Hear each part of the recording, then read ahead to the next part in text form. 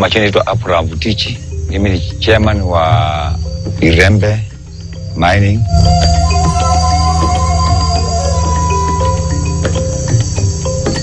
Kakamega County, a land where gold promises prosperity. Kazi ya mining nimeifanya kwa miaka 6. Hii miaka 6 ambayo nimefanya kazi, pesa ambayo nimeshika mingi kwa siku moja ama kwa takriban siku moja ni zaidi ya 200,000, ambapo hiyo pesa nimesaidia kujenga pia na kuendeleza masomo.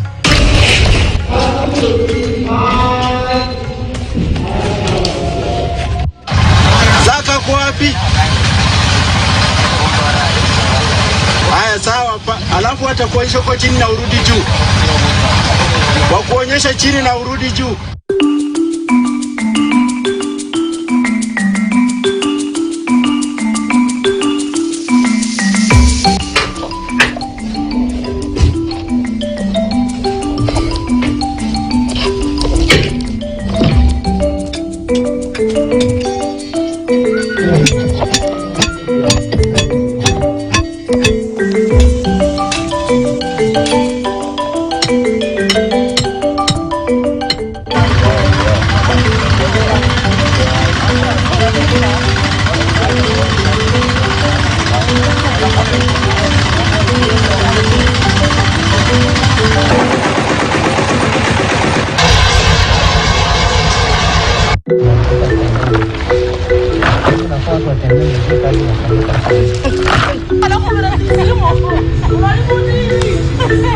Mimi ni mama mjane wa watoto 4 tangu 1993. Nilijiunga na mining mwaka wa 1995 na ni kwa sababu ndio njia pekee ya kipato katika area hii. Na mining inaleta haraka kushinda shamba. Shamba utangojea miezi ipite ndio vitu zikuwe tayari ndio uanze kukula, lakini mining tunakula hiyo siku yenye tumepata. Hii kazi ya mining ndio imenisaidia kwa sababu kusoma kwao na kila kitu, hata na ile nyumba ninaishi ndani ni ile nimetoa kwa mining.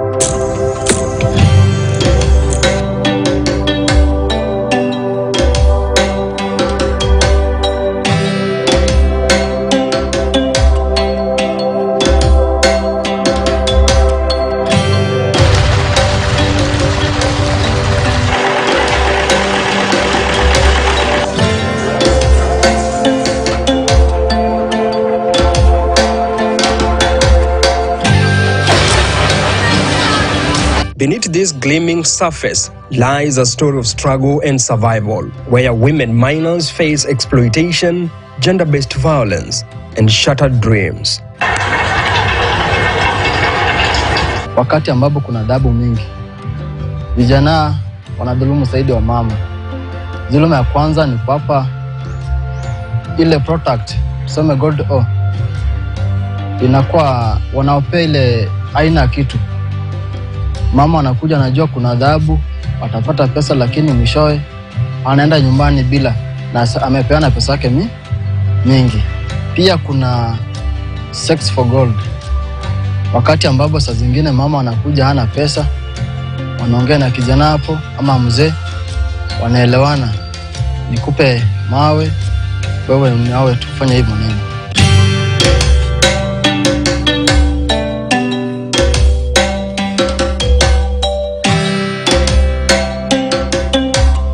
Vijana wetu sana walishikwa na ugonjwa wa zinaa aina ya syphilis, kisonono, ndio walishikwa nayo kwa wengi. Na ikawa katika site kwa site tuko kwa site ngapi? 6. Tunafanya pamoja, yani site ziko karibu. Sasa tuliathirika kwa sababu tulikosa wafanyakazi.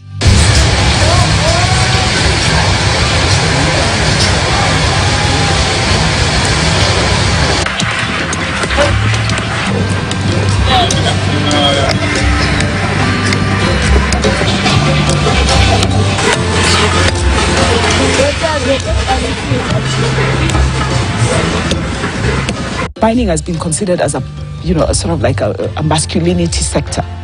And so the idea that women are coming on board is that they're coming in as workers, as junior people, and that they have no role to play in ownership.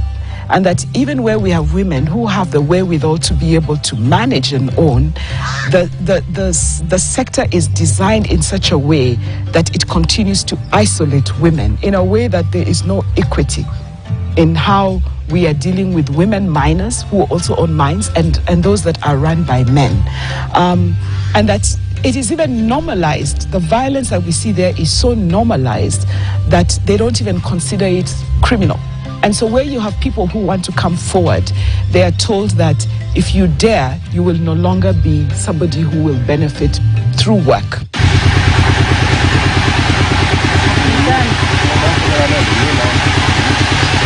This is the world of women miners. Domestic conflicts ziko kwa wingi sana. Utapata ya kwamba mwanaume akishapata pesa atauza na atapotea kama wiki moja, na ameacha bibi nyuma na watoto. Bibi naye saa zingine kuna wenye wanataka walipise kisasi, tit for tat, anaenda pia naye anapata partner mwingine. Katika hii area yetu hii, nikipiga hesabu sana, kwa kila mwaka hatuwezi kosa 3, 4, and between 1 to 5 kila mwaka wanashika mimba sababu kutokana na uchimbaji wetu tunafanya. And the inequality that is witnessed in the mining sector, I think, is also deliberate, because the management of the mining sector is also a political issue. And that political issue has also rendered the whole issue around creating safety and security, it pushes it on the sideline. So that you'll discover that a number of the owners of mines are themselves the same people who we're asking to be able to put in place policy. But unfortunately, the people that they employ in their own mines are the ones who are committing some of these crimes. So we are caught in sort of like, a cycle of violence, and the people who should be supporting us are, one would say, complicit by virtue of the fact that they themselves have not put in place mechanisms to be able to protect women. Gender-based violence, or GBV, remains one of the most pervasive human rights violations, encompassing physical, sexual, and psychological harm. Globally, 35% of women have endured violence, yet countless cases go unreported due to stigma, fear, or societal pressures. It's a taboo to talk about sex in our culture. It is a taboo. So when a girl or has been defiled, you'll find that it becomes very difficult for them, first of all, to open up, because it's something that it is considered shameful. So with that shame, that girl will decide to remain silent than to report. Another thing, you will find out that it is the father who has defiled the child. Now you will find out that because in our culture, men are considered powerful, that now becomes power imbalance. These children, or the woman, the mother of the child, will be forced not to reveal that child has been defiled.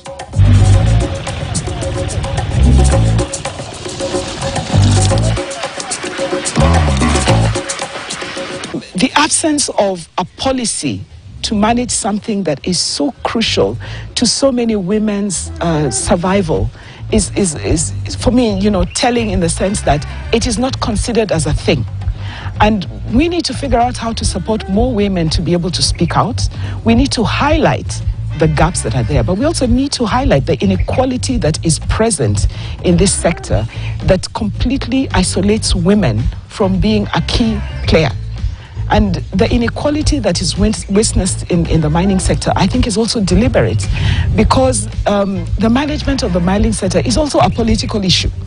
And that political issue has also rendered the whole issue around creating safety and security, it pushes it on the sideline.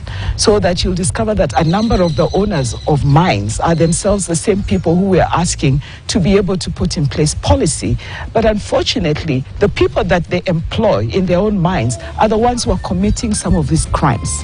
So we are caught in sort of like, a cycle of violence, and the people who should be supporting us are, one would say, complicit by virtue of the fact that they themselves have not put in place mechanisms to be able to protect women.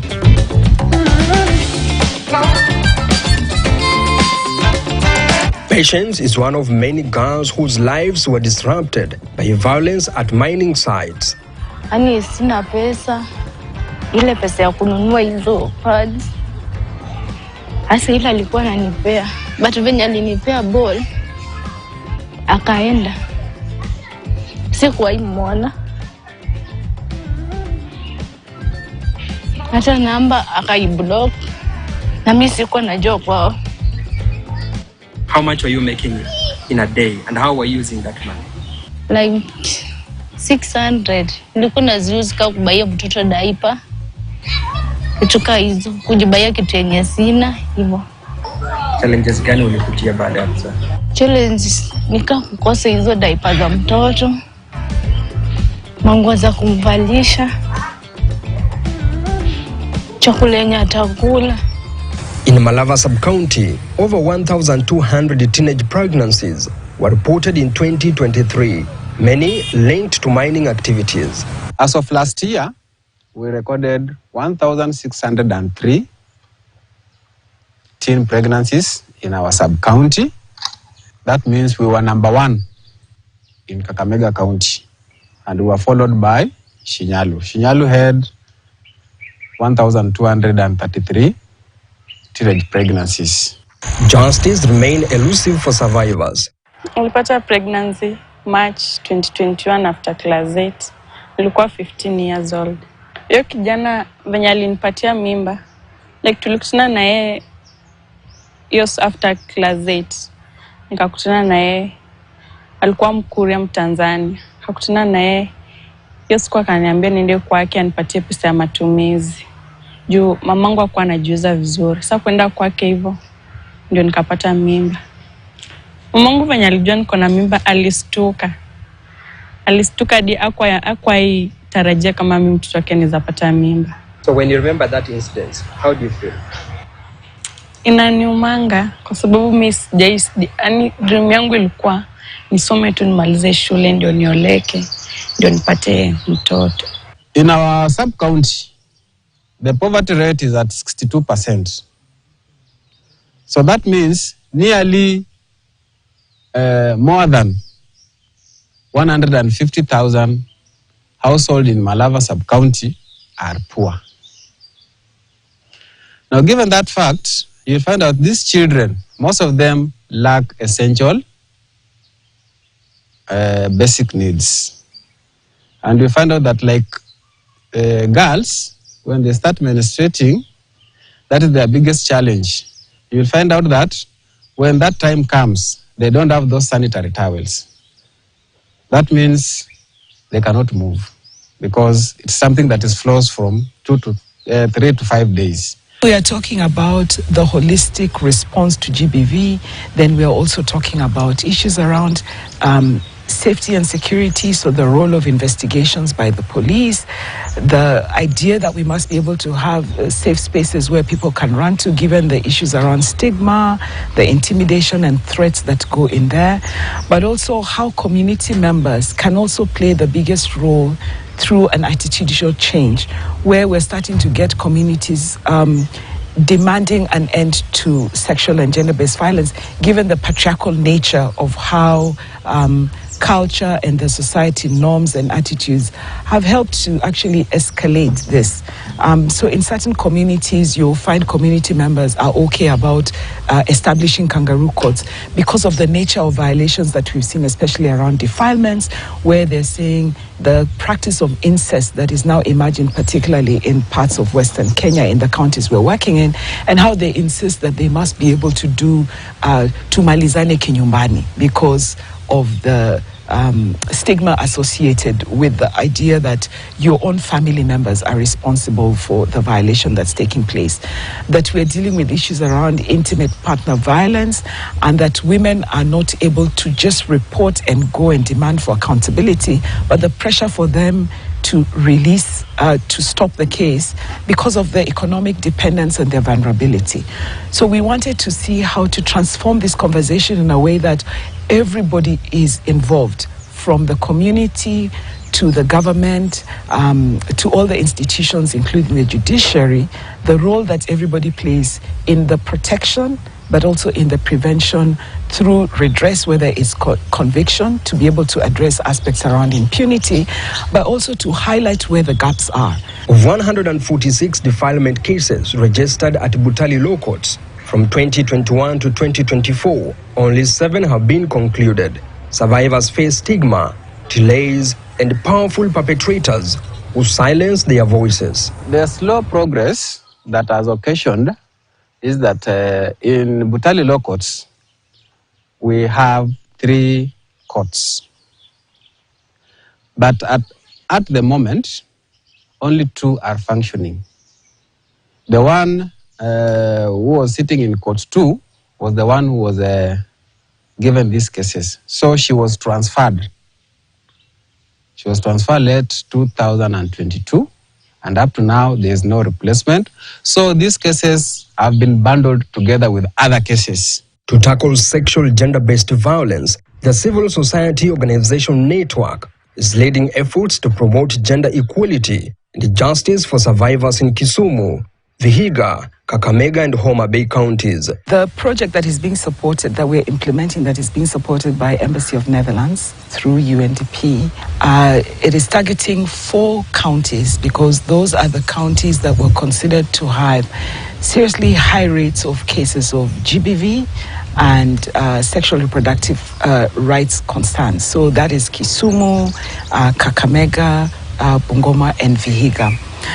The project's aim was to see how we can strengthen institutions' response, to look at how we can strengthen community engagement for the protection of sexual and gender-based violence, to highlight the challenges that people are facing when it comes to issues around reproductive health rights, and to be able to see how we can strengthen the legal framework that helps in the protection and also in the prevention, but also looking at how it can strengthen structures at the county level. With backing from the Embassy of Netherlands and UNDP, the network has introduced an innovative solution, the Gender-Based Violence Tracker. Yes, we have the SGBV tracker that is being hosted by the CSO network. And this tracker is whereby there's a place where you give the details, you give the narrative about the case, and at the end of the day, you need to do a follow-up. It reminds you to do the follow-up. If there's a case going on, if there's a hearing, you need to document all the steps. There are a lot of GBV cases happening at our community levels.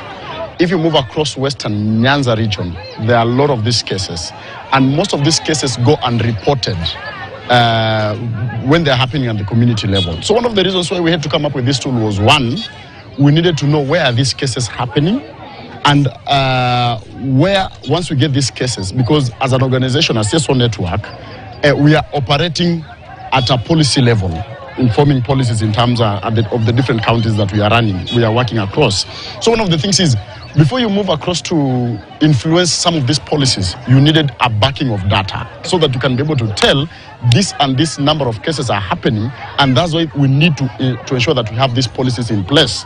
So one of the reasons that we came up with this GBV tracker tool was, one, we needed people to come out and report these cases. And there were a lot of struggles with the human rights defenders that we are working with. Because when they were doing with the paperwork, you realize someone will tell you, I went to the hospital, perhaps I reported this case, I took the P3 form or the PRC form, I misplaced it, I don't know where it is. But we need to come up with this tool so that when they are reporting their cases, from our end we can be able to see what are some of the cases that have been reported, and we can be able to follow up on these cases. And with the data that we are having, we can be able to move across from county to county and ensure that we've got policies in place. They've been, the policies are being implemented. We can be able to make a follow-up in them. How are you ensuring that those at the community level use this tool in reporting these cases? So the people we're working with are the human rights defenders. We call them the Haki Mashinani Alliance. We've come up with a group of people. This Haki Mashinani Alliance is at the grassroots, at the community level. So these are the people that we are training. We are working with them. We are training them. And they are the people who have been involved in these cases.